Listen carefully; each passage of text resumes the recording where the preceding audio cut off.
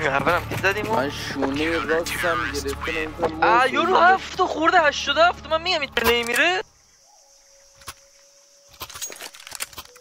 او بی بابی من یه تیر زدم چرا وقتی تیر میزنی باید سرعت یارو کم بشه جلو من سرعتش بیشتر میشه. آفرین موومنت میده.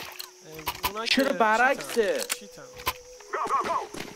نیستن سر کارت توی کیریه که همش چیت میندازه موری.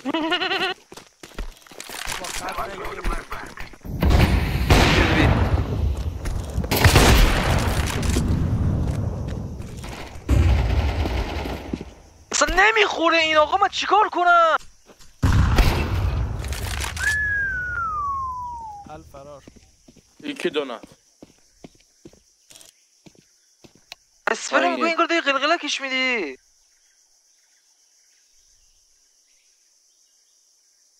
خیلی گفتی وسط بازی آن آف میکنم بکی شک داری. شک داری محمد که همه فرنداش چیتر بودن یادته؟ بارا گوز نکن.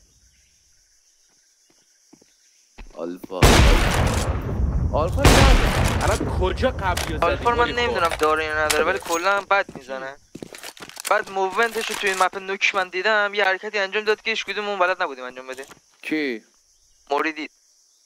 اون لبه‌های پایین ساید هست روش سر میخوری یه دونه هم وسط ساید بود از اون پرید پایین. یه پلیر تازه یا چیتر این چیزا رو نمیدونه. لبه‌های آلفا لبه زرد هست تو مپ رو وسط سایده. خب دو تا یکی زیر هیونه یکی هم وسط سایده. آلفا از اون پرید پلیر تازه وارد این چیزا رو نمیدونه. بلدیم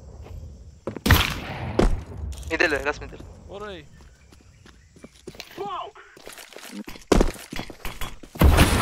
اونا خب وقتی از بالا میپرید پایین اونا گل صدا داد. تایم نداره بیا گذاشتن که سرعت تو اسموک بکا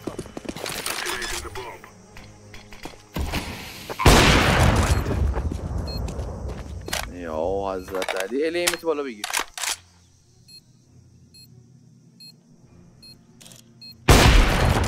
داشتید